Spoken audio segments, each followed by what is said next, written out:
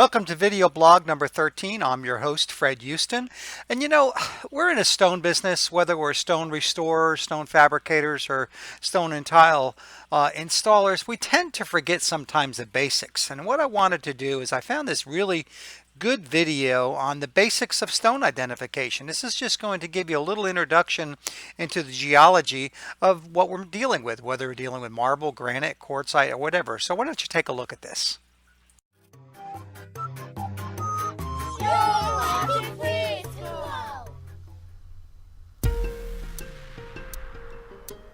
Rocks are everywhere.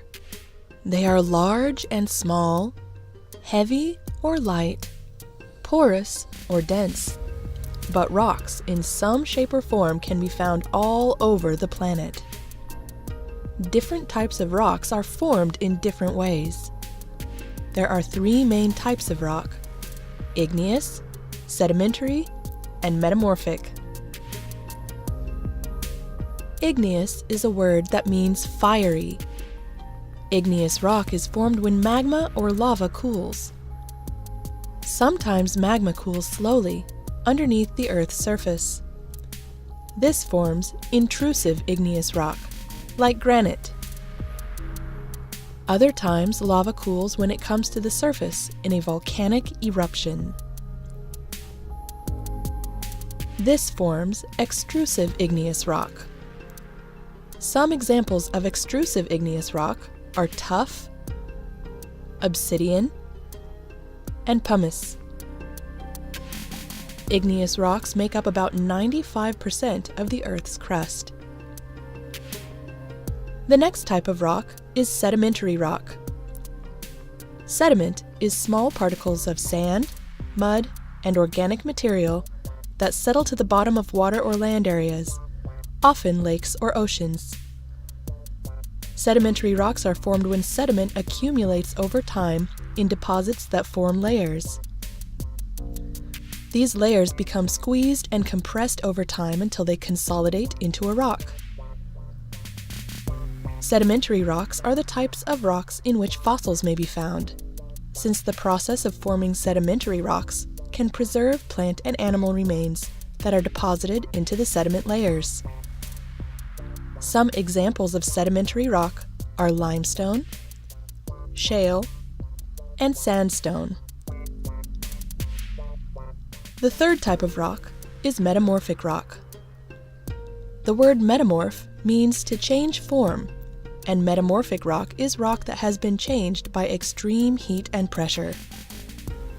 Sedimentary rock, igneous rock, or even other metamorphic rocks can be changed by heat and pressure into new kinds of rock.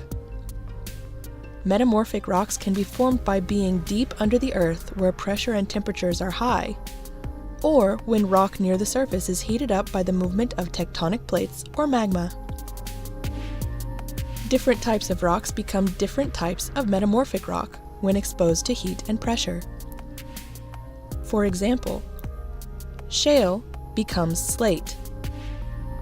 Sandstone becomes quartzite. And limestone becomes marble.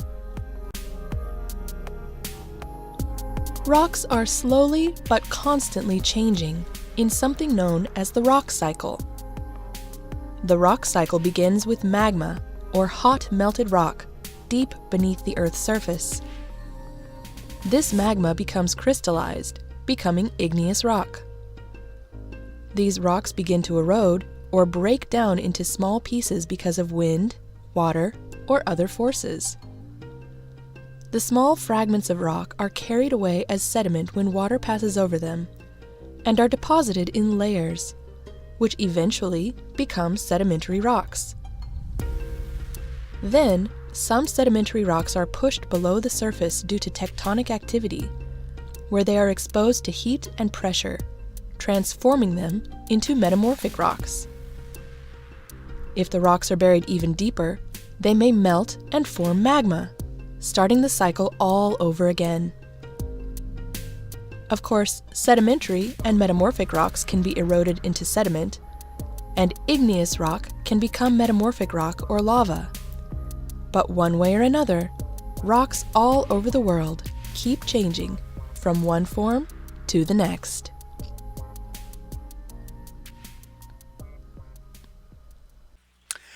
Okay, folks, there you have it. I hope that helped a little bit. Now, we cover this particular topic in my stone tile inspection and troubleshooting seminar that we have coming up real soon. Make sure to check that out at stoneforensics.com.